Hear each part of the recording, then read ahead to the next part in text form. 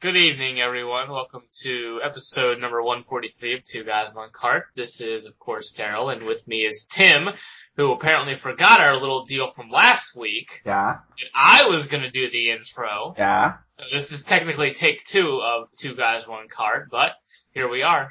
I like how you still call it cart. 1C, Two Guys, One Cartridge, it's all the same. Hey, and the whole Twitter handle, I think, was Two Guys, One Cart. I think, actually, even the blog talk page was Two Guys, One Cart, or at Two Guys, One Cart. Ugh, I hated when we did that shit. Like, why? Doesn't make sense. You say cart, it's cartridge. Just go to the name. It's just easier to type. I guess so. I mean, that had to have been that guy. That had to have been one of his things. That was that guy. That fucking guy. That guy is packing up my shape. I tried to be uniform. He's like, nope, here's this one. I'm gonna sign up a page for this, you bastard. Yeah. Let's have it all different so that no one knows how to look us up. Yeah, no one knows how to log into the page, because, like, is it Two Guys, One Cartridge, or is it Two Guys, One Card, or is it 2G1? How the fuck did you sign us up, asshole? God damn it! This is what happens. And, like, that would kill me. It wasn't gonna be just me. Like, if he would sign up for multiple pages, but he would sign them in differently. He would sign them in with Two Guys, One Cartridge, or Two Guys, One Card. Like, that doesn't make any sense. Why would you do that? Oh, God. I don't know. I have no answers for you. I don't speak for him, so I don't even think he speaks for him. Well, I will say this, last week, of course, we had our painstakingly sober episode, and then we had quickly learned from our mistakes, and we're back to, normal form.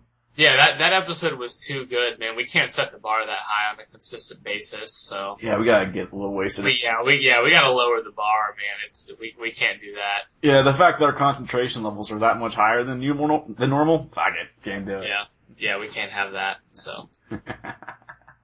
So, I actually went back, continuing from last week, I went back and I beat Darksiders.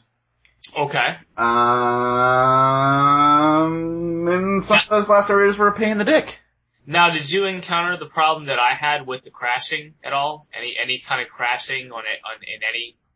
I didn't have a crashing issue, but I did have a graphical issue that was really freaking weird. It was, like, you know when you break your monitor, and you just have those fucking shards, like, where the LCD is cracked?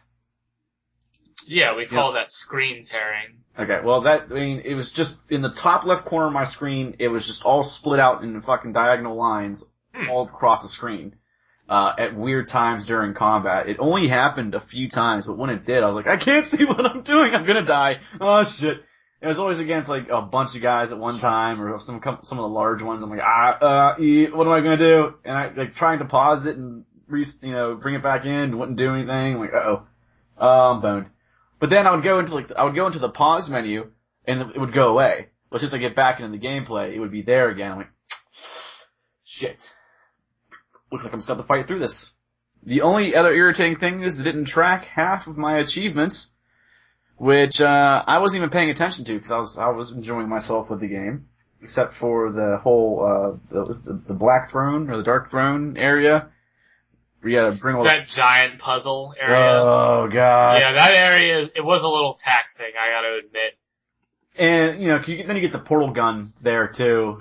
Yeah. And that portal gun area where you have to shoot through the portals to the other portals, and then make sure you have to charge them so you can fly through them and all this other shit, and then once you get to the very end, you gotta fight the robotic bosses at the top, and then you have to bring the energy back all the way down to the first room that you started in again. And I was like, oh man, how could this get worse? Oh, we're gonna keep on changing the way the boss is, so you're not gonna fight the same boss 3 times, even though you are. We're just gonna change the room. So the first room is easy the first encounter is easy because you just have areas on the ground where you can put portals down. It's like, okay, I'm just jump into one, come up with the other. You gotta get on top of the boss, knock his ass down, and then beat the shit out of him. Well, the second time, there's covers on the ground, but he has a smash attack, so you just gotta get him to smash the ground, and you can, again, do the same thing, just portal up and do that thing.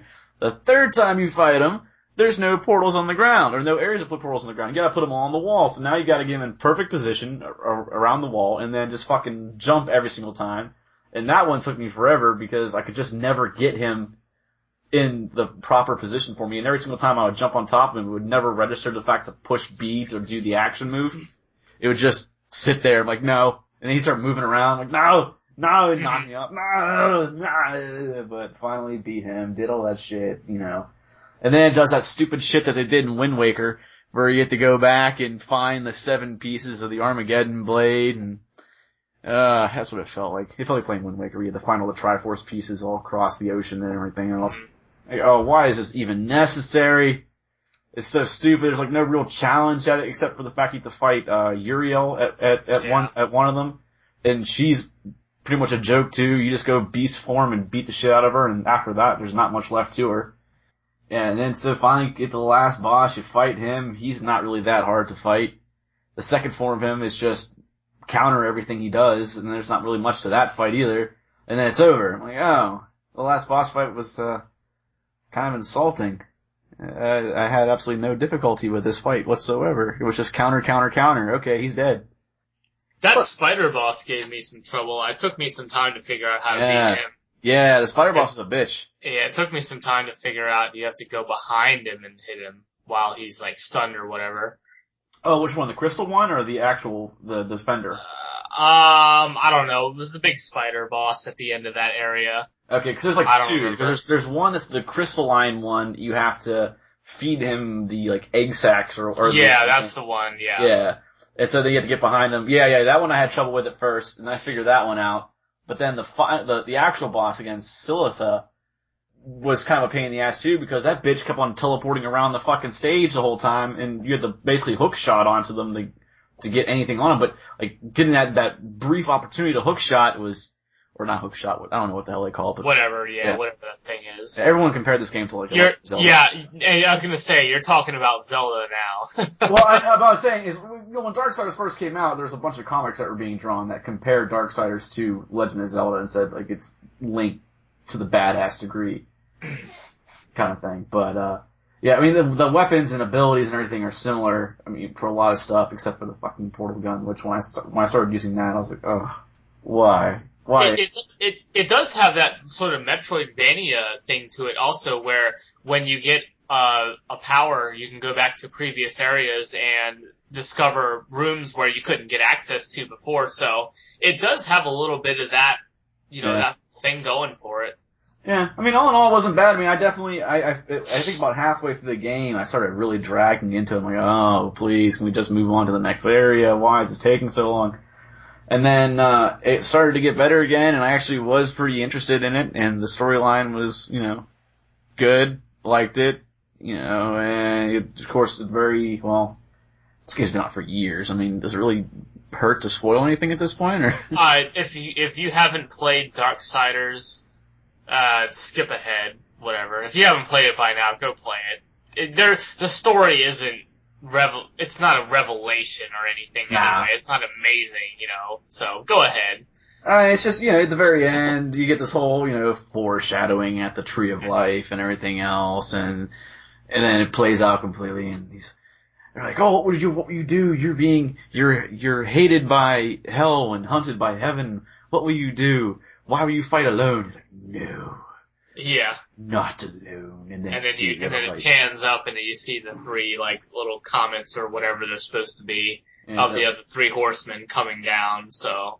Now that would have been a great game. Like, I honestly think that if you would have made Darksiders with 4-player co-op and being able to play as all the horsemen, oh, man, that would have been a great title, I think. I would have played the shit out of that. Well, I think they were going for 1 game of each horseman.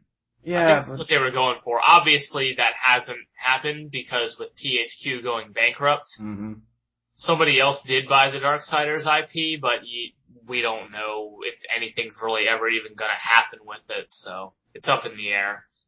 Yeah, but like I said, the one thing that really pissed me off was hunting Shibos and everything else, and I found out that everything from half the game on didn't track properly.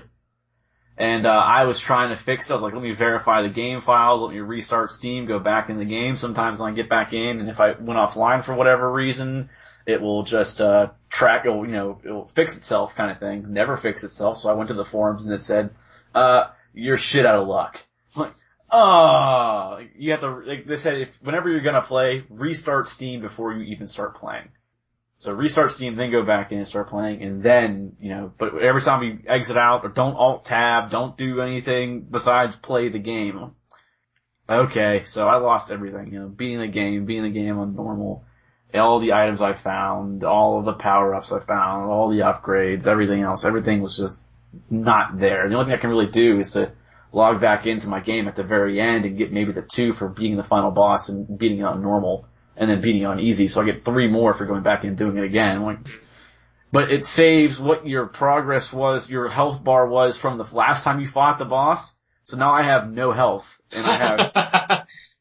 So I gotta leave the area, go back, go fucking heal, and then run all the way back again. They put that place out in that desolate sand area. I'm like, not worth it. Not worth it. Fuck it. 3 achievements, meh, not worth it. So I moved on to something like Edge.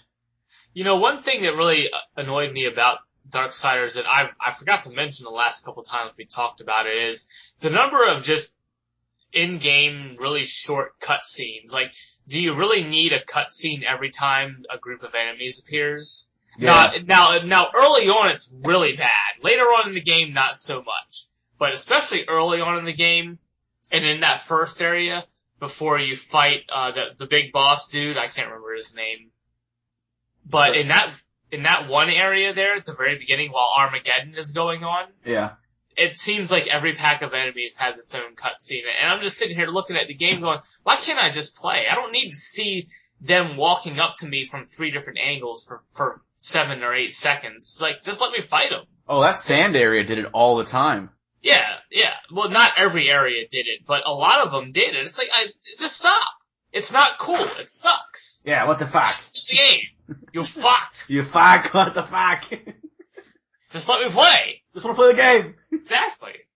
So that's my last gripe about Darksiders though, so. I think we can officially close the book. It is now closed. Both of us have now beat it. Yep. I got my final point in, you got your final point in. That's right. I'll move on to the next thing. There we go.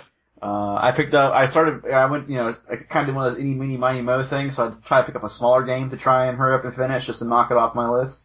So I picked Edge as my game of choice, and that is just a game where you play as a cube. Yeah. Moving around the world and collecting other little cubes and get from the start to finish, and you have to do all kinds of stuff. It's a, puzzle platformer kind of thing.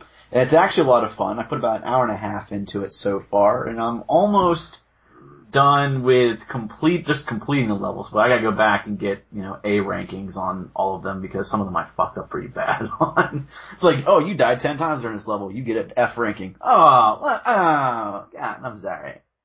I'll tell you, I actually didn't like Edge. Really? Didn't like it, no. Played the demo, played through, I think it has like 6 or 7 levels, just, didn't like it. It's just one of those things, so. But I like little games like this though, like these little puzzle games like this. Like I'm games like A Virus Named Tom, or this, or what's the other one I was playing recently? I can't think of its name right now. Oh shit. But no, I do like these little puzzle games. I really do. They're a lot of fun to me. Well, let me ask you this: do you have the game VVVVV? Hold on, I gotta go into the big list. That's just the name of the game is VVVVV. I know what it is. I have not played it, no. I think it's, okay. Well, that was a game I actually beat just, last week. I beat it just a few days ago. And it's, hard. It's a really short game. I guess it's similar to Edge in that it's very short. Mm-hmm. But it's pretty tough. So I beat it in about 2 hours. It's actually, my completion time was actually 2 hours and 49 seconds. And in that time, I died. Do you want to guess how many times I died in that game? How much game time? 2 hours and 49 seconds. 2 hours and 49 seconds. I'm gonna say 55. You are not even close. Uh-oh. It was 849 times. Jesus Christ! In 2 hours. Yeah. What the fuck are you playing? Dark Souls? Jesus Christ! I had never played. I mean, it's really easy to die in that game. Apparently, I don't know any other way to put it other than it's really easy to die. It is fun. It is a little frustrating at times, but I did power through it. I do recommend it if you just want to buy just a really quick game. There's not a lot to it. Basically, you're the captain of a ship, and I think you get sucked into some alternate dimension or something like that, and your crew members get strewn about this little area, and you have to go out and rescue all of them. So you rescue your 6 crew members, and then there's an optional thing where you can collect these 20 discs. They're these little multicolored discs. I don't even know what the point of that is other than just to have something else to do, but that's basically it. There's not much else to the game. So it's a pretty small game area. It's obviously pretty quick to beat. I mean, like I said, I died 850 times and I played it in 2 hours, so it's a short game. Yeah, it was pretty ridiculous. And the game too, it doesn't do a good job of really explaining to you how to actually play. So you're up and you're down, or you can configure it so your W and your S keys will flip you. So you can be walking normally, and if you hit the W key, you sort of rotate up to the top of the room, and that helps you avoid the spikes and other enemies. So there are enemies in the game, like I think one of the enemies, they're just words. Like one of them says like go or something like that, and it's being like shot out of a cannon across the screen at really fast speeds over and over again. They have some really weird enemy choices in the game. I don't know what they were thinking. The guy must have done a lot of drugs making the game. That's the only thing I could think. Or just ran out of, I don't know, ran out of time. I don't know. I don't know. Yeah, I'm seeing lies go across the screen. Stuff like that. Yeah, it's weird. But I forgot where I was going with that. But yeah, I mean, it is a short game. I wouldn't pick it up for any more than like $5 just based off of that, because there literally is nothing else to it other than that really short main quest, and then you have, it's $4.99 on Steam. So it's probably worth picking up at that price. I think it actually, when it came out, it was $15, and that's a lot for just a 2-hour game. It wasn't that good. But they do have other modes. I didn't really mess around with them a lot. I just wanted to get the main story mode out of the way. The game is so hard. They have, on some screens, they have like multiple save points. Like some of them have, I think, 2 save points, and most screens have 1 save point. So when you die, that's where you respawn. Okay. So you can just, you don't have to go back from way far back in the game. But that's just goes to show how hard it is that they have to put save points in most of the screens of the game where it's challenging. Because you will die and die and die and die and die again and again and again. You die. You die, yeah. It is Silver Surfer-like in that regard. Oh, God. You will die a lot. And, you know what, I remember what I was talking about. I was talking about how the game doesn't really tell you how to play. So, I didn't even know if you hit the enter key in that game, it actually pulls up like a map. That actually shows you where to go. Which is pretty cool compared to just having no idea where to go in the game. But they don't tell you that in the game. It also has your stats, and so that's how you can see how long it took you to beat the game and how many deaths you had. So there is a death counter. That's how I know. But it is a fun little game. I mean, if you want to kill a couple hours and get frustrated and die a lot and avoid enemy hearts and the word yes and lies and all kinds of crazy stuff, VVVVV, that's worth checking out. Yeah, that reminds me of a game I was playing, one of those space, just like this side-scrolling space shoot-'em-up kind of thing. I can't remember what the name of it was now, but I think I was talking to you when I was playing it, and I was just dying every fucking 20 seconds. I'm like, this is bullshit. I can't get shit. I can't see shit. There's so many colors on the screen. I don't know what's going on. What the fuck? You know what it actually reminded me a little bit of?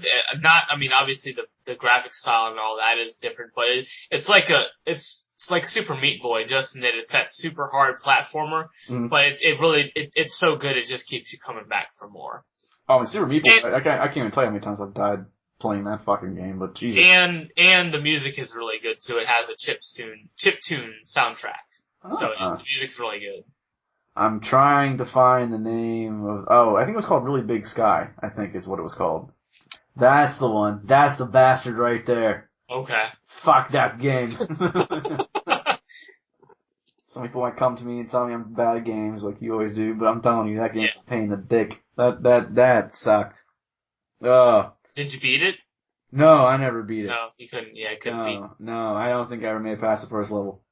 Damn, really? Yeah, I kind of. I'm not that good at those kind of games, so cause you're really good you're good at Gradius, aren't you?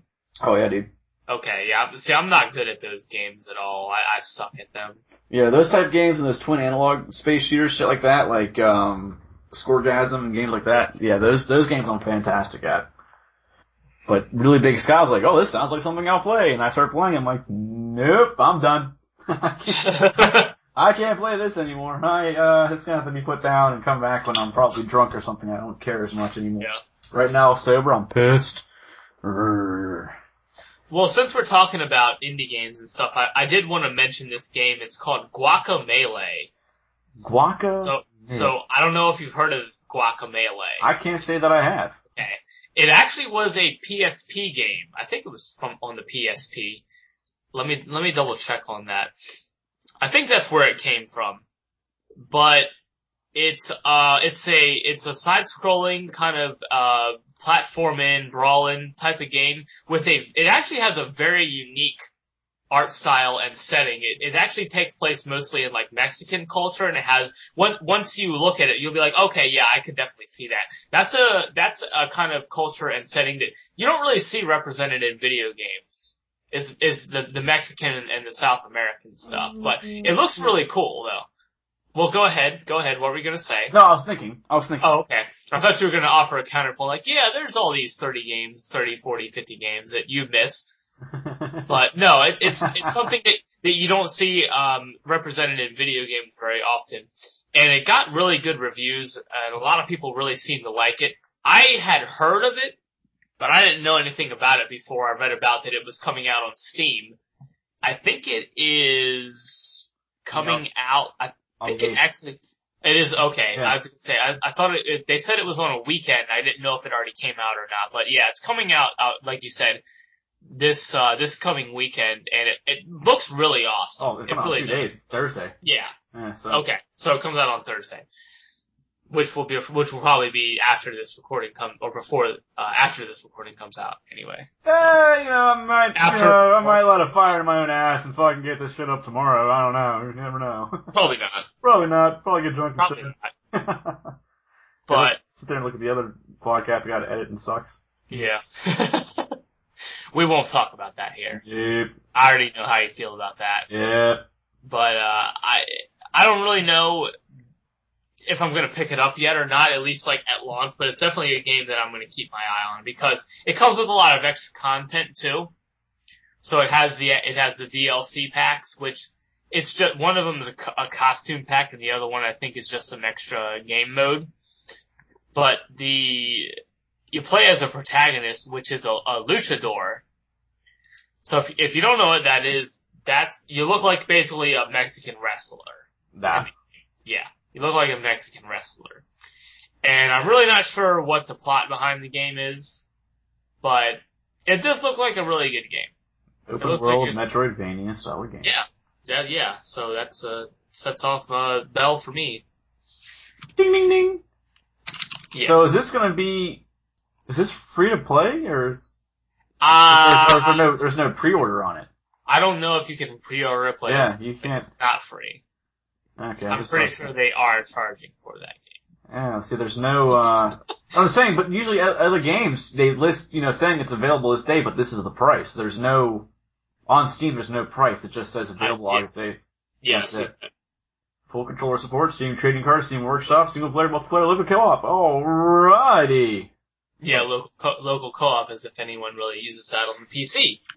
Well. I think the only time that I ever did that was Christmas the past year, and I was playing Dead Pixels with my brother. We just had my laptop. We were sitting in the basement, had nothing else to do, so I had 2 controllers plugged into my laptop and sitting there playing some Dead Pixels. It was a good time. But it's very rare that I'll play local co-op on a laptop. It's damn near never. By the way, I did want to mention too, we forgot to talk about this. real quick, Skulls of the Shogun is out. Mm-hmm. So if you were looking forward to that game in the non-Windows 8 version, you can buy it now. They finally came to their senses and released that for platforms that gamers don't play on. Or that gamers do play on, I guess I could say. Yeah. So, yeah, if you wanted to play Skulls of the Shogun, it's $15 on Steam. I don't know if it was on the sale or not. Honestly, I didn't pay attention. It wasn't because I would have... It wasn't released yet. It wasn't out, is what it was. It just came out on the 29th. That doesn't really stop them. I mean, games that are either... I guess you could have pre-ordered it, yeah. Well, yeah, you got open beta access or early access by purchasing that. So you could have bought it a month ago when I think you first brought this up or whatever it was. And even then, you said you could buy it and play it. It was just not the full release yet. Okay. But now it's the full release. It was not on the Steam sale as far as I know. At least it was never a featured sale. I think the only thing they were doing was the $3 off for it most of the time. I don't think it never got any lower than that. Okay. But that's definitely one that I've been wanting to check out, and I've been waiting for it for a long time, but now it's going to have to wait, even though it's finally here. Yeah, doesn't it suck? Yeah, it's going to See, I'm down to just 4 games on my Steam list, so I think I'm ready to, I mean, one of them is KOTOR. Mm-hmm. I don't know. I mean, that's one of the games I want to sit down when I actually have a lot of time to play. And then I'm told you can actually spend a lot of time in that game, and there's a lot of community content as well. And then I've got the Thief series, which I did install Thief. I thought I installed the first one, and I played through the first level, and it seemed like it would be alright. I don't know, it was okay. It wasn't really my thing. I mean, I don't mind the stealth stuff. Like, I did play through Deus Ex. Mm-hmm. But it seems to be like mostly, almost all stealth. At least I mean, I only played, like I said, the first level. So, I don't really know if it's my thing. Cause I do like my Dooms and my Quakes and stuff like that. I do just like to be able to run into a room and blast stuff to pieces. Yeah. In my old school games. So I don't know if it's quite for me yet, but I'll play through it a little bit more at least and see. Yeah, those stealth games usually aren't for me, but there have been a few recently that have caught my attention. I actually do enjoy playing stuff like Gunpoint or Mark of the Ninja have been 2, just to name them real quickly. Those have been 2 of those stealth-based games that have been, they've been entertaining. But yeah, I'm with you though. Most of the time, I can't play that stealthy role. You really have to do it right for me, or at least get it to the point that I'm like, oh yeah, I can do this shit. Other times it's just kind of a pain in the ass. Like Deus Ex actually did make it a little hard for me. I was not a huge fan of the stealth aspect in Deus Ex at times. Well, the thing with Deus Ex is you could play through it like blasting the crap out of everybody. Yeah. But that's not like the proper way to play through it, I guess. Yeah, that's what they say. Yeah, so I played through it with, as a, I guess, pacifist or whatever you want to call it, where I didn't kill anybody except like maybe like one or 2 people the whole game. No, I did have to use the strategy guide to do it though, because it was way too hard to do it on my own. I had no idea what I was doing. But in order to play through it, the proper way, like I said, you have to go through without killing anybody, so. Well, I tried to do that, or at least try to play like the stealthy hacker type, and then, I was like, let's play it differently than the other, shooters that I've been playing recently. Like, I can play this as a shooter, but you know what, I'm gonna try this a different way, and I'm like, oh man, this kinda sucks, I can't, oh. And that's one I think I need to give a second chance to. I never finished it, but it's on the list somewhere. Yeah, somewhere. It's in there somewhere. Well, I installed 3, here's my rule now. I do the rule of 3. Okay. I install 3 games. So the 3 I just installed since I beat Darksiders was the last ones from the last 3. So I put Darksiders to the side. I installed Edge, Warhammer 40k, Space Marine, and Lucius. Okay. Lucius I am regretting. It's when you have a great concept, and you have poor execution. Okay. Do you know what this game is at all? Have you heard of Lucius? I have not heard of Lucius, no. Okay, Lucius is an indie title. And the concept is cool. You play as, basically, think of playing the Omen. Okay. You are a child. You are demonic hellspawn, and I see that here. It says Lucius was born on June 6th of 1966. Yeah. So. Yeah, and you are killing everybody in your household with your demonic powers. Okay. Now, it starts out, the game pretty much, here's the thing I don't like. The game holds your hand for maybe 3 or 4 levels, basically explains everything to you, and then after that 4th level, they just say, you're cut off, figure it out on your own. There's like no markers, there's no guideposts. It's like, just go figure it out. You don't even know who you're supposed to kill yet. Just go figure it out. Like, okay. And the house is fucking huge. And you gotta run around, find the stuff you need to do. Like, the first one's really easy. Instead of hold your hand, all you gotta do is you gotta wait for the fucking maid to walk into the freezer. You close the freezer behind her and put a padlock on it. It's like, ha ha ha, ha, bitch. And then she just freezes to death. Yeah. And the other problem, the graphics are so bad in this game. It's like playing a later Xbox title or a very early Xbox 360 title. The facial expressions and just the animations and like the hand animations and everything else, they're just not there. So when these people die, it's actually funny to watch them die because it's just like, that's just fucking stupid at this point. Instead of just being, how would, like, there's a guy, the butcher, he's standing on this table, like, trying to replace this light bulb, and he's standing over his fucking meat saw. And you use your telekinetic powers, you turn the meat saw on, and he falls, and he fucking gets split in half by the meat saw. If it was done in, like, a better graphical set or whatever, like, I would have said, God damn, that motherfucker just got split in two. Yeah. Like, but because it just looks bad, it's just like, it just looks so ridiculous when he dies. Like, come on. Like, usually I'm not one to say, graphics make the game, but in this sense, like, especially when you're showing, like, graphic deaths and everything else, graphics make the game for that kind of stuff. At least, you definitely need to have better cutscenes for that. But, it's just, you're left to your own, you're left to your own thing after like level 4, so you just gotta just walk around. I think there's like 30 people you have to kill in that house. Something like that. Let's see here. Yeah, I'm trying to pull this up because the achievements basically say how many you're supposed to kill. 20 people. Kill 20 people, I've killed 6. And I'm gonna fight through it. I really am, because some of it is, it is kind of challenging to figure out how you're supposed to actually kill them, and by just like hanging out in front of people and listening to them talk, you go, oh, okay, yeah, oh, she's hungry. If I go to the kitchen, I'm gonna poison this bitch's bread, and that's exactly what you do. You find some rat poison, you pour it in her bread, you just watch her fucking choke and die. I'm like, yeah! Yeah! No one liked you anyway.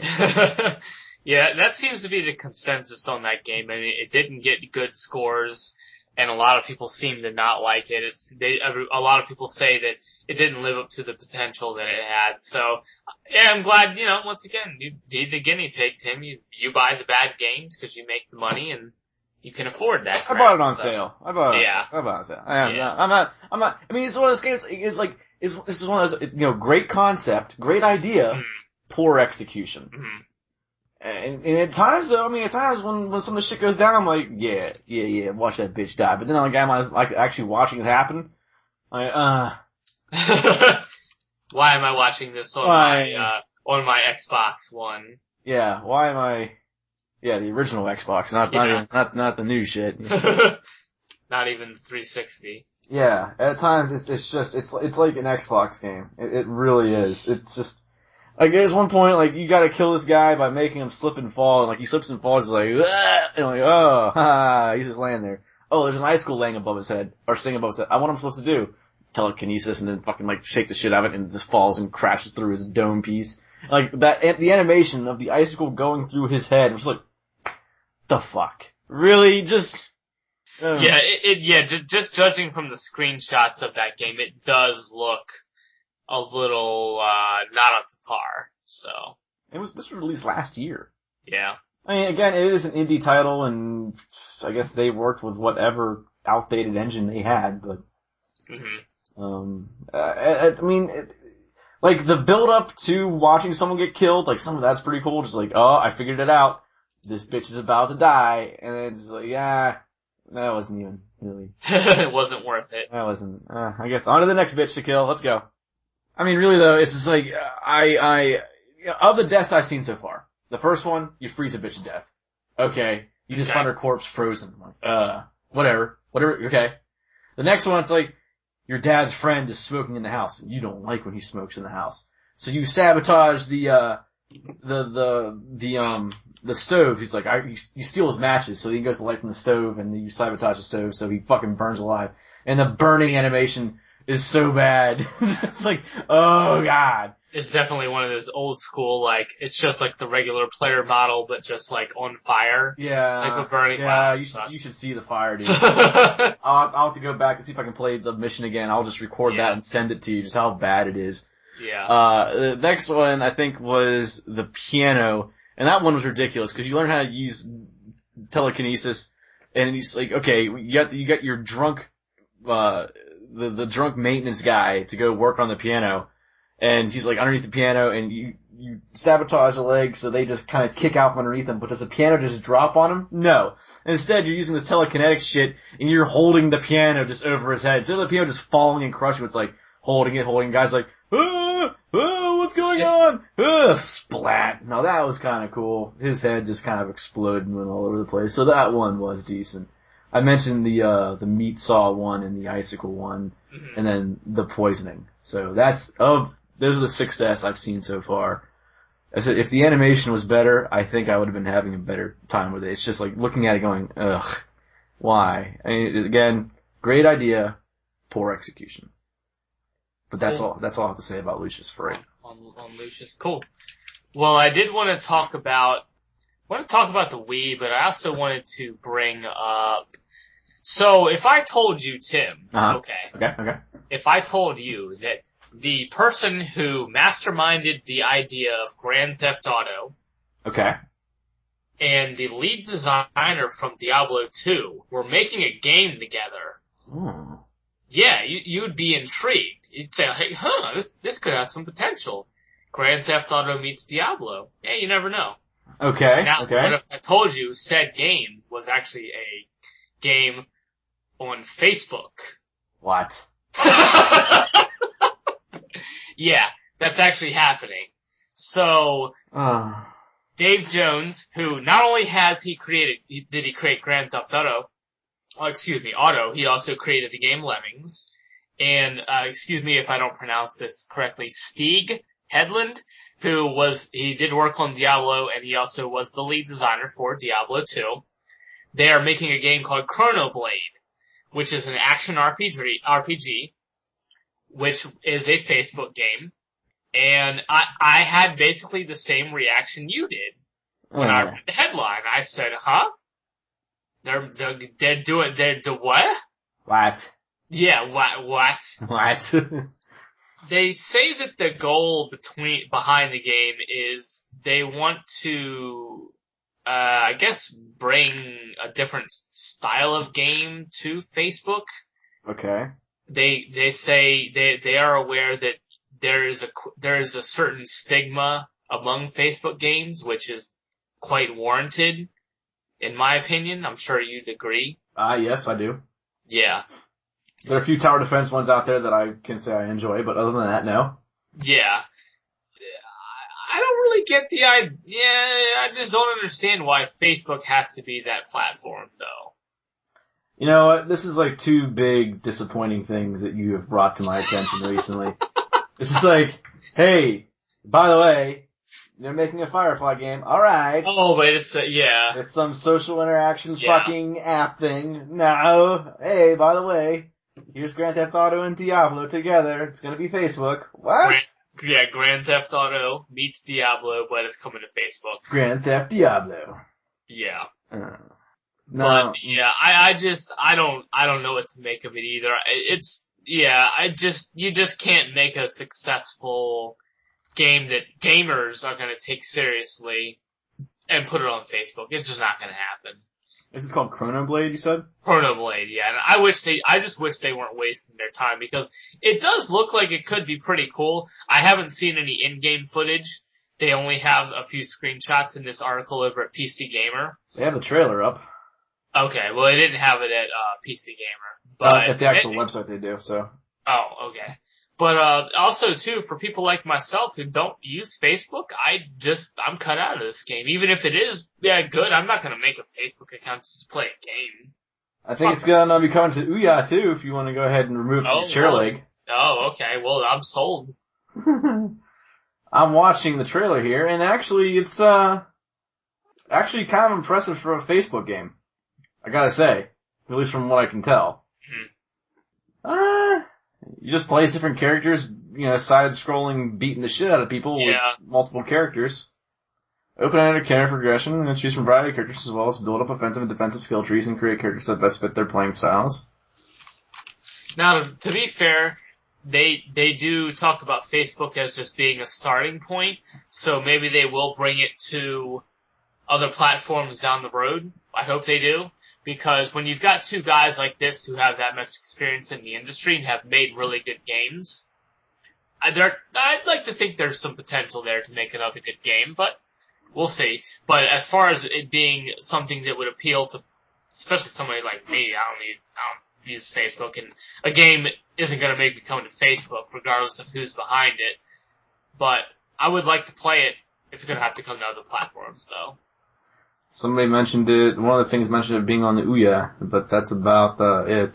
I didn't see anything about that. It was on the, let's see. The actual page, like their page? No, it was a actual Chronoblade Ouya from IGN.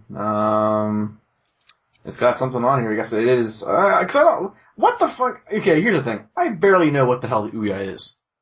I know what it is, like, physically, it's a little game box. Like, I know that's what it is, but I thought it's, the only thing it's really capable of playing is, like, Android-style games. Yeah. Like, that's it. It's an Android, like, open platform, console.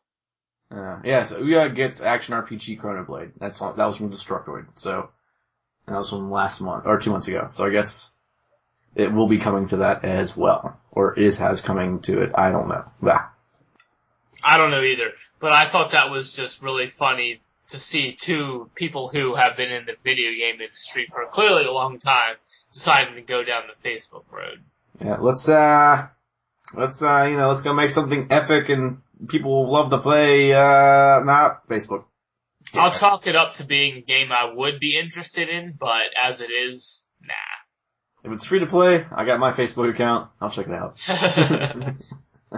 Well, also I wanted to talk about the Wii a little bit, the Wii U in particular. Okay. So we've been pretty critical of Nintendo in general. We have been. Yeah, we have been. And their sales figures just came out. I think it was last week. And the Wii U is not doing too well. Not selling well at all. No. So for the entire quarter, Wii U only sold 160,000 units, which is nothing. Compare that to the 3DS, which is actually doing very well, sold 1.4 million, and I believe that is a worldwide figure, so 160,000 units, and this console just came out less than a year ago. Not good at all. Nope. No. Not good. And to make matters worse for Nintendo, apparently one of their semiconductor factories is being closed down as well. So, I don't know how that's going to affect their production, but the factory that's being closed is what, they made their RAM for the Wii U. Okay. So, I don't know if that's going to affect supply or whatever, but I can't imagine that's something that you can just replace overnight. I don't know what goes into that sort of thing, but that can't be good either. So it's just more bad news for the Wii U. But it just goes back to what we said at E3, which is the games just aren't there. Yeah, I still go off the stores and I check out to see if there's anything really that I'll play. And like the only thing I own on the Wii U right now is Zombie U. That's it. And then one game that came with it. Like I don't really own anything else for the Wii U. It's just I got a lot more for my 3DS. So I guess it's going with your theory here or your little statement there. Yeah, I definitely enjoy more with the 3DS than I do with the Wii U. Mainly because it is a little, it's a handheld, so I can sit here and play this while I'm watching some, catching up on some TV or something like that. I can play, my Animal Crossing New Leaf, which doesn't require a lot of my attention. Yeah. And I can get caught up, I can, clean the town up, remove the weeds, watch some Doctor Who. It's a great time. Can't do that with my Wii U. I guess I can. I guess I could. Yes. So hypothetically. I could. One of the things that I've read around the internet, too, that is interesting about the Wii U and what people have been saying is that it seems to suffer from an identity crisis too. Now, by that, what I mean is, the average consumer seems to think that the Wii U is some kind of a tablet. So I understand that the controller is like a tablet, but they don't realize that it also is connected to the console. And I've read stories about people who have said like, oh, I'm gonna go get a Wii U tablet. And then they go to the GameStop or the Best Buy and realize like, oh, it's a console and it's connected to the console and you can only use it in one room and all that kind of stuff. So they haven't done a very good job of just communicating to the average consumer, I guess. I mean, I understood what it meant right away. Well, yeah, but you're in the know. Yeah, I guess. Yeah. Imagine if you're mom and dad and you don't know the first thing about video games and you see some commercial or whatever of somebody playing on the Wii U controller. I think you could see how maybe people would get confused about thinking like, hey, it's a Nintendo tablet. Fair enough. Possibly. Now, like I said, that's just what I've read. Whether or not it's actually true, I can't say, but it does make sense from looking at it that way, that people would get confused and not really see the value of buying a Wii U over a Wii, too, at the same time, because people who bought the Wii, they're weed out, you know what I mean? The weed out, yeah. They're weed out, they are. I mean, I think obviously the Wii sold tremendously. I think it was the biggest selling console of the last generation. But it sold a lot to non-gamers. And it sold a lot to people who it probably was more of a fad than anything else. And you hear a lot about like, oh yeah, I haven't played my Wii in 6, 8, 9 months, a year, whatever. Yeah, my Wii is mainly used for playing Smash Brothers on. That's about it. And actually, not even just Brawl, but actually going back and playing, the GameCube version of Melee. Since, I still have access to playing my GameCube games on the Wii, which was great. And now the Wii U completely takes that away from me. Bitches. But I just think for like the average consumer that was purchasing a Wii and saw it as this like fun family device, even if you can get past the whole like, oh, it has a tablet controller or whatever thing, they don't really see the value of buying a Wii U over a Wii, because what does it bring to the table that you don't already have from a Wii? I mean, the tablet does bring some interesting mechanics into the games. It is nice in games like... What game has taken advantage of that, though? Zombie U. And? I can't tell you. Okay. That's what I'm saying, is to, it goes back, Nintendo brought that market into play with the Wii, which was non-gamers. And you know it as well as I do, the Wii was the console it brought, let's go get grandma and grandpa and all the kids and your creepy weird uncle and stuff, and we'll all sit around and play Wii bowling for hours on end. True.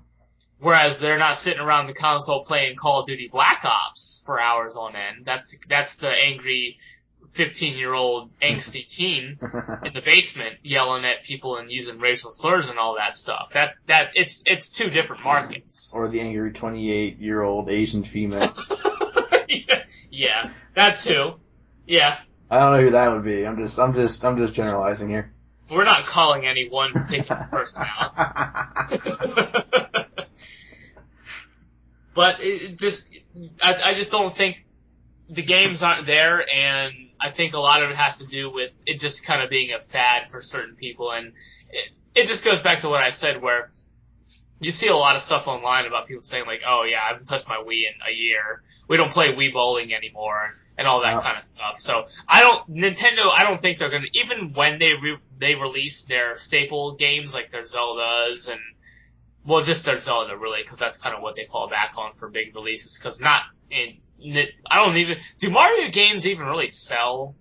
I would, yeah, they do. But yeah. They don't sell like a Zelda game would sell. Though. No, I'm pretty sure a Mario game would outsell a Zelda game. You think so? I think so. Really? Okay. I really do. I really think so.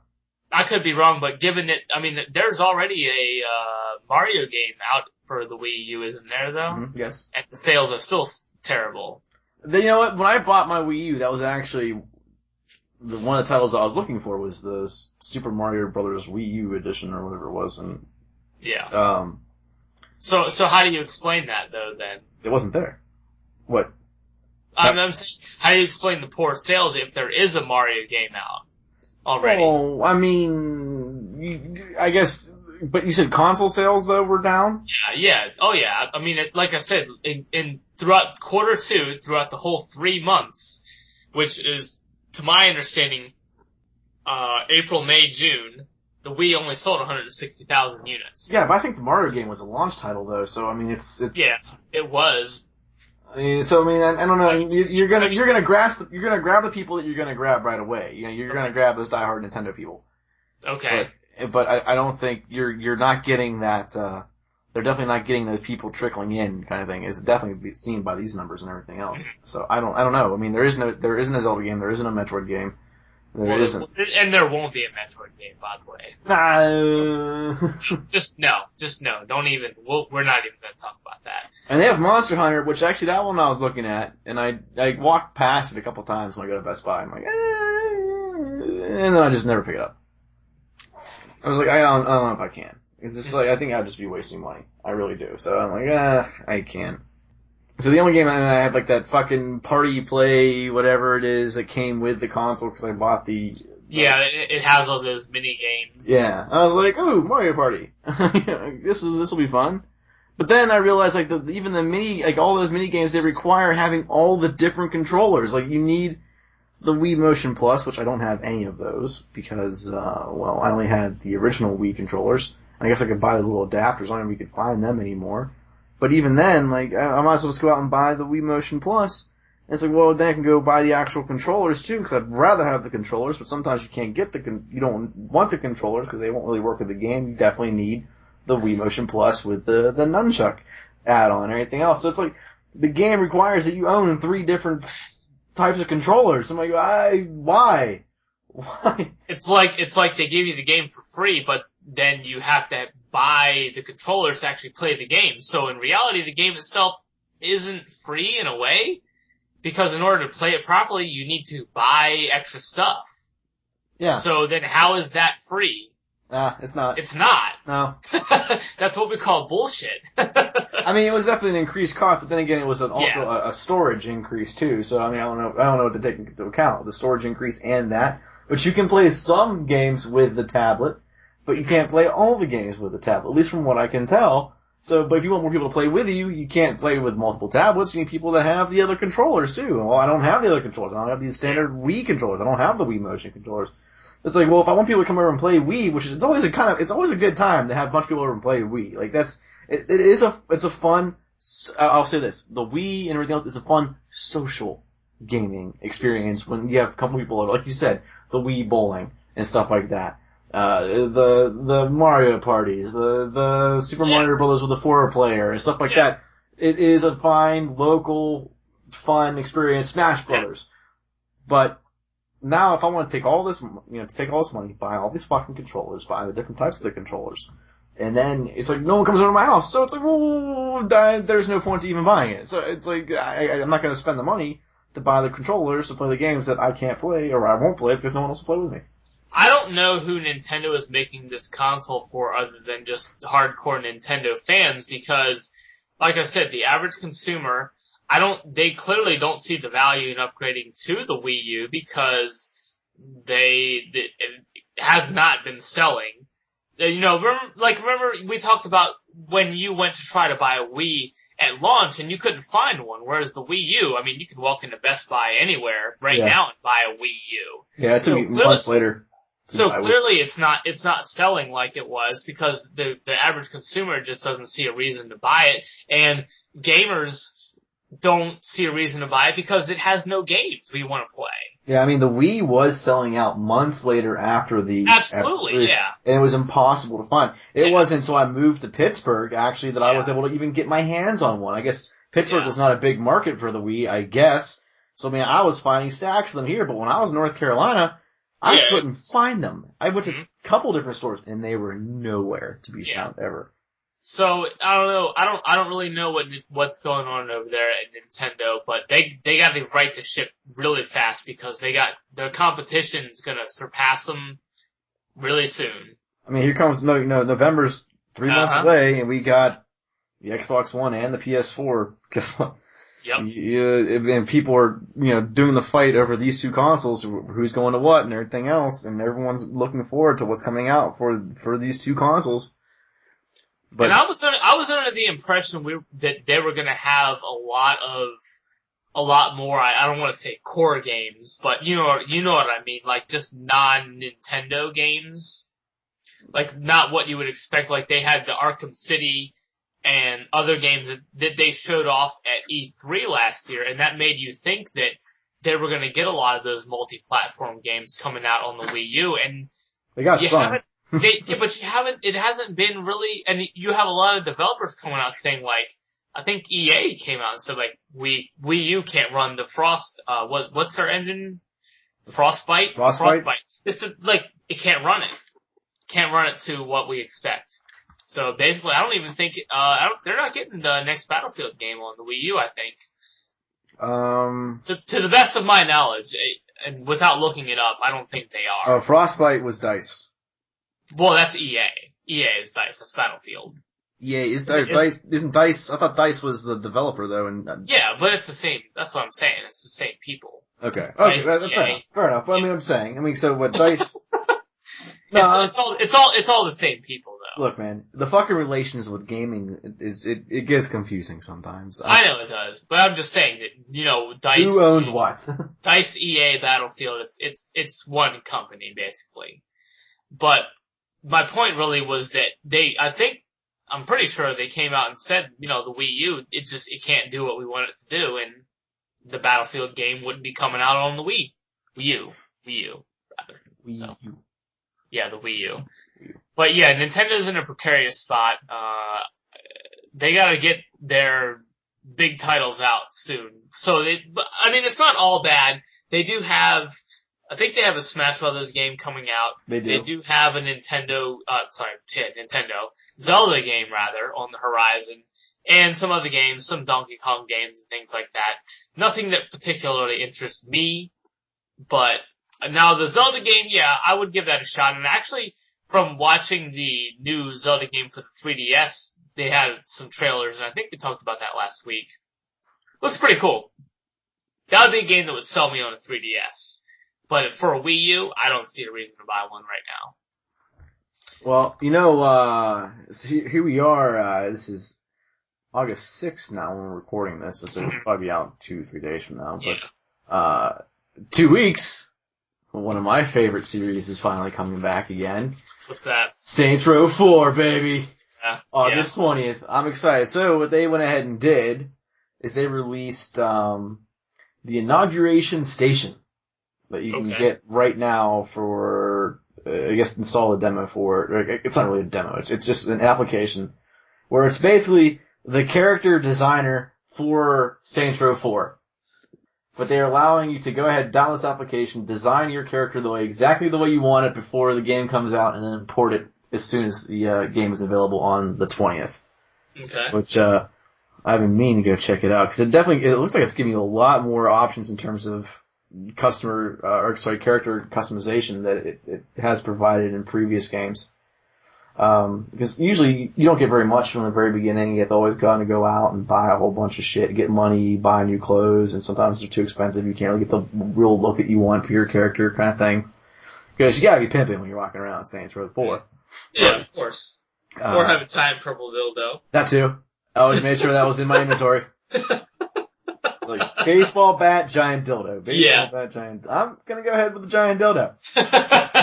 Best weapon to beat up enemies with. Yeah. So it is out. It's just a quick little thing to mention that you have the inauguration station. You can go ahead and build your character up for Saints Row 4 before 4 gets released. And I gotta say, I really hope Saints Row starts to stick with the way that they're naming their fucking games. Because it's really, I keep on going to call it Saints Row the 4th after Saints Row the 3rd. Yeah. Which changed it from Saints Row 1 and 2. So you have Saints Row 1, Saints Row 2, Saints Row the 3rd, which I kept on calling it Saints Row 3, and I was being correct. People were actually correcting me saying, well, it's Saints Row the 3rd. What the fuck ever. It's the 3rd title in the Saints Row series. It's Saints Row 3. So now I got used to calling it Saints Row the 3rd, now here comes Saints Row 4, and I keep on wanting to call it Saints Row the 4th. And I'm like, no, it's Saints Row 4. Why the hell was the 3rd in there? Why was this the 3rd game? Why was it different? Why? Someone tell me. Oh, God. I don't know. Although I'm looking forward to this. Saints Row has always been a series that I have enjoyed playing. Especially after the last one, and this one being the president and fighting fucking aliens. Hell yeah, America. This is gonna be great. I got my pre-order, so I get my America weapon. Mm. I hope it's actually decent. It doesn't really suck. But, How are we looking at it on time there, Tim? Hold on, take a look. We're about an hour. Okay. About. Okay, cool. So I guess, one game I wanted to talk about, which was just announced this past weekend, it's an MMO. It's not WildStar. Okay. It's EverQuest Next. I have heard of this. So it just it was just announced this past. Well, they've been talking about it for a while apparently, and it was officially announced this past weekend. Sony did some event or whatever, I don't know, but it looks like it has some potential to it. So what they're doing, one of the biggest features of the game that they had showcased is that it is a voxel-based world. So do you know what that means, Tim? Is it voxel? Voxel, yeah. Do you know what? Basically, it means that the whole world is fully destructible. Oh, okay, cool. Like that? Yeah. So the world is destructible and it does slowly regenerate over time. It's almost like Minecraft in an MMO setting, in that you can you can dig below the ground, and there are several layers in the game. So you've got your overworld, and then there's like a secondary world, and then there's your total like underworld. It's like a lava environment, that sort of thing. The word for it escapes me right now. But, there are several levels to the game. And that's really interesting to me that they're going that route, that you can have like several different tiers, I guess, or whatever you want to call it in the game world. Now, the underworld is also procedurally generated, so it's always different. Okay. Kind of like in Minecraft, too. And they're doing they have another thing in the game called a rallying call. So what a rallying call is it's kind of like a world event. And what happens is it's like a very, very long questing / PvP, all sorts of different things are involved. And it'll be different per server depending on what you decide to do. So let's say like one of the rallying calls is to build like a castle in an area that's uninhabited. And part of the quest is to build like a wall or like a moat for your castle. And let's say that your server doesn't complete that. Well, then you won't have that moat for your castle. Let's say another server does complete it. So you could potentially be open to more attacks than that server. So it adds a little bit of variation between servers, whereas in other MMOs, world events and things like that, it's always very static. Every server is the same. Okay. As we've experienced before in MMOs. So things can definitely be different between servers in EverQuest Next. Now they have other cool things that are going on, like a feature that they call multi-classing, where you can, I guess, unlock or discover different classes in the game. So you pick your initial class, which is, warrior, your mage or whatever, and then you can unlock, I guess, or just discover along the way Rogue different Warrior, classes. Tempest, Blade Master, and Wizard. Yeah. First 5. Okay. So you can unlock other classes and add in their abilities and all that. And there's up to an additional 40 classes you can discover in the game. So it sounds like it's going to add a lot of just variety and just not be so static. Again, I think that's what they're really going for, is just letting the players play the way they want to. Now, we have heard this a lot before with MMOs. Mm-hmm. Whether or not it's actually going to come to fruition will remain to be seen. It's also a level-less system, too, looking at this. Yeah. I'm reading up on it now as we're talking about it, so. Yeah. Now they do have this feature also, which is kind of a separate game. It's called EverQuest Landmark, and what that is it's a sandbox style world, and it's not connected to the main game. But what you can do is they give you the same tools that the development team used to make the game, and you can create anything. So, like, let's say you want to create a massive castle, you can do that and just put it in the game world. And you can even go as far as to sell it on, they're gonna have kind of their own little, I guess, real money auction house. I'm not sure what it's really gonna be yet, but you can put it up and sell items as well for actual dollars, like real money. You do have to apparently search through the world in your EverQuest Landmark to find recipes and materials and stuff like that. But that sounds pretty cool, that they're actually letting you make things, and if items are popular enough, they actually said that they could even put those in the real game too. And also, looking at this, there's even a tie-in with mobile apps as well, because there's EverQuest Worlds, which gives you exclusive content, keep up with news, and earn in-game rewards. So I don't know if it's an actual game. I guess it is. Yeah, there's questing, so it is a game of sorts. Mobile-wise, I guess it's going to tie into this as well. So they are taking it across multiple platforms into one overall game. Interesting idea. Like that. Like it. Yeah, they have a lot of really cool ideas for it. Now, a lot of people who are long-time EverQuest players reacted pretty negatively to EverQuest Next. And I was surprised by that, because it looks like a really cool next-gen MMO. But they were saying things like, we trusted Sony before and they let us down. One of the things I actually read was that Sony allowed and almost even partnered with gold-selling websites.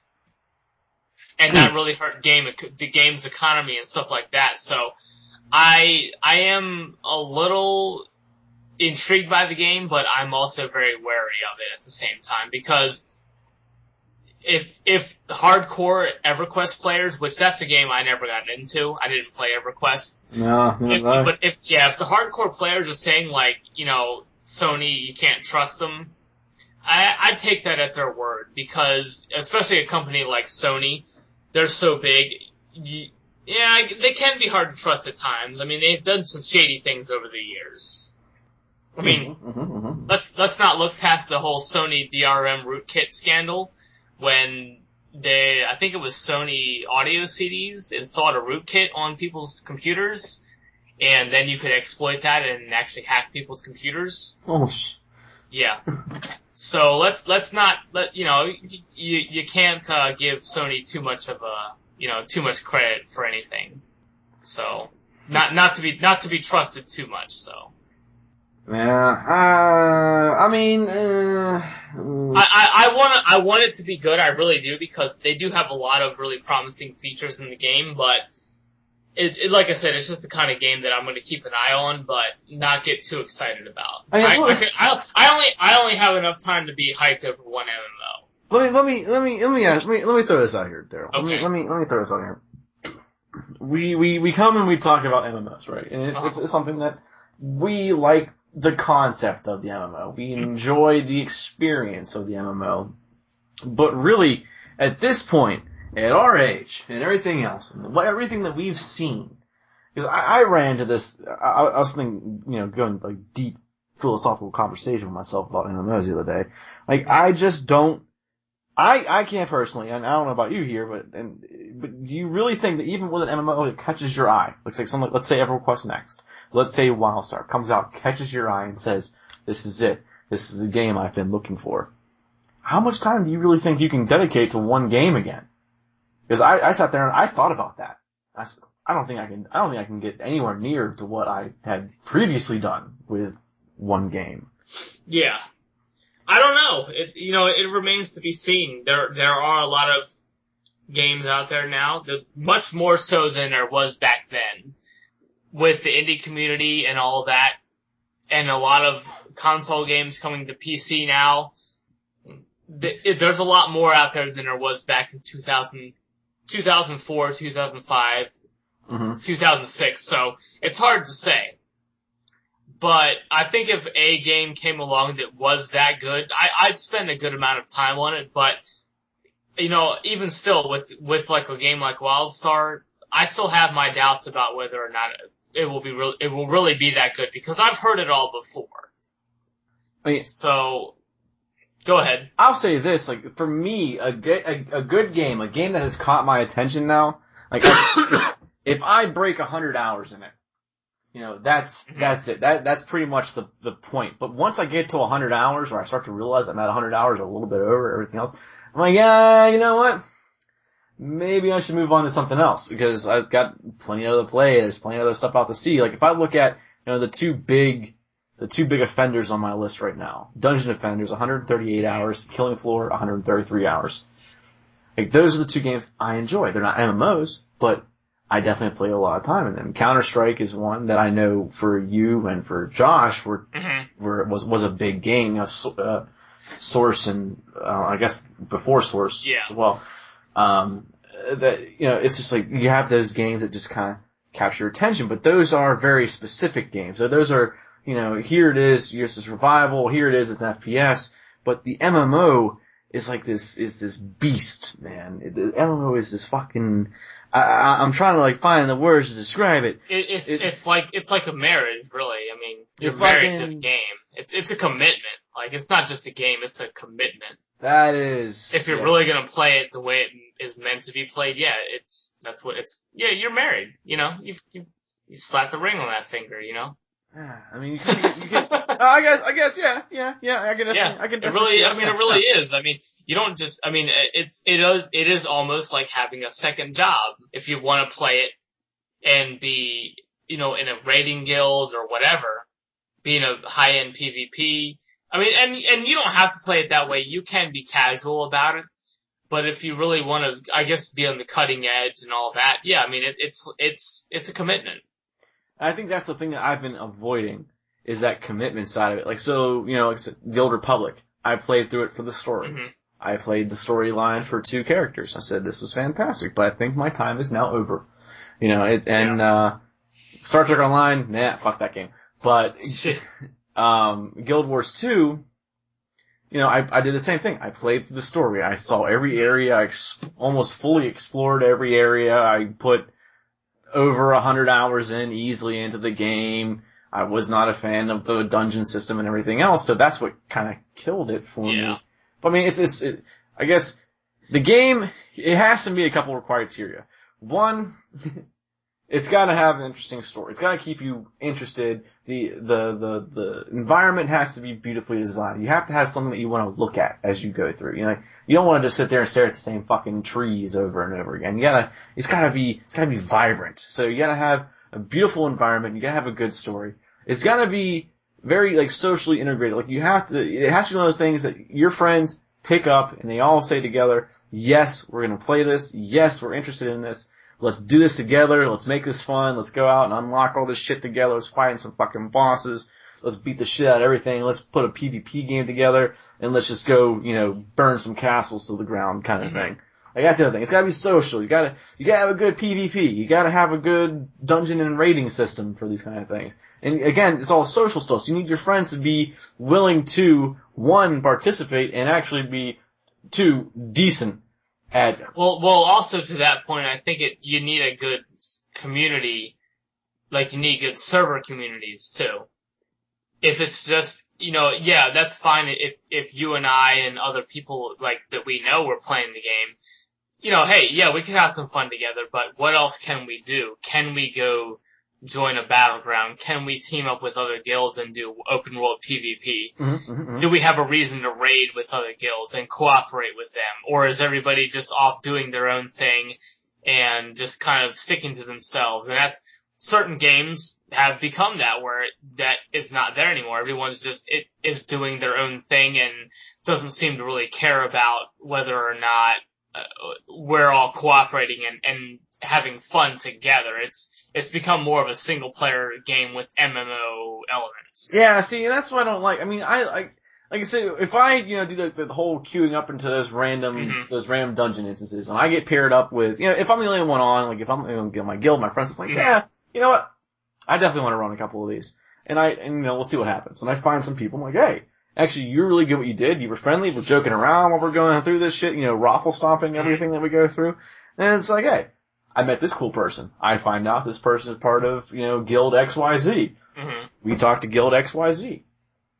Guild XYZ and, just for example's sake, Noggers with Attitude, say, hey. Yeah, those guys they were pretty cool. Let's, they were. I liked those guys. They were fun. We got, we had a nice experience with them. Hey, by the way, I met this guy. He was in the guild. Actually, I met two other guys, maybe three other guys. They were all fun. We were looking for one before I joined them. They were good. I think we should probably do something with them more. Hey, here's their guild leader, or here's a couple members of their team. Go talk to them and see if we can do something together. We're a small guild. They're a small guild. Neither one of us are really built to do, larger content, multi-person raids together. So let's just go, join forces. And there's the friendly side of it, it'd be that social interaction happens when you're just kind of colliding together kind of thing. And yeah, you said sometimes that shit just it's not there. It's just like fucking, here's my guild invite, fucking accept it, asshole. Like, what? No, I don't know you.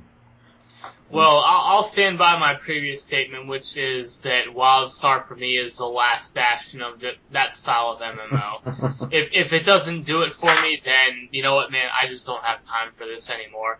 I mean, EverQuest Next, it does look cool, but it doesn't look that different from a lot of other MMOs, at least at this stage. I do like some of the things that they're doing, but it just, I don't know, I have to get my hands on with it. It's a ways away from release. I think it's at least a year away from release. Despite that it looks playable, and I think people actually were playing it at the Sony event or the EverQuest, whatever it was they were doing this past weekend. Yeah, so people were playing it. But I still think it's a ways away from release, and I can't get too hyped about another MMO. And see, that's kind of what I was asking before. Is like, do you think, because when you think about it, like if you think about all the time that you spent on WoW, you think, if I even think about putting that level of dedication into one game again, it's like, I shudder at the thought. I'm like, nah, not for me. If the right game came along, but I'm at the point with the MMO genre where, to me, I think it was just like a one-time thing. I really do. So that's pretty much where I leave that at is, I'm giving it like one more chance. One last hurrah. Yeah, and like I said, this game, this EverQuest, I mean, I would give it a shot because it does look interesting, but, just, WildStar and then everything else is just kind of there. As far as the theme park MMOs go. I did mention that I would look into the Warhammer 40,000 MMO and also Titan too. But other than that, I don't know. Yeah. We'll see. Yeah. So anyway, that's really all I had this week. I had a couple of other smaller notes, but it's nothing pertinent, so. Yeah, I think it's actually a good point though to stop because we're at the breaking point here for the week. So thank you everybody for joining us again for episode 143 of Random, or not Random, it's fucking... You can knock that off. What's that? I said you can knock that off, by the way. Okay. Your little accent there, yeah. Okay, never mind. Okay, so this is Tim and Daryl here for episode number 143 of Two Guys, One Cartridge. I can't have fun with my fucking outro, but... No. You cannot. No fun at work, sir.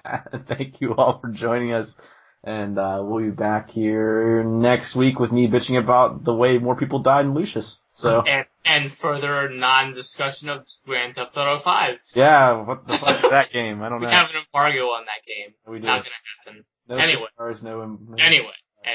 All right. Good night, everybody.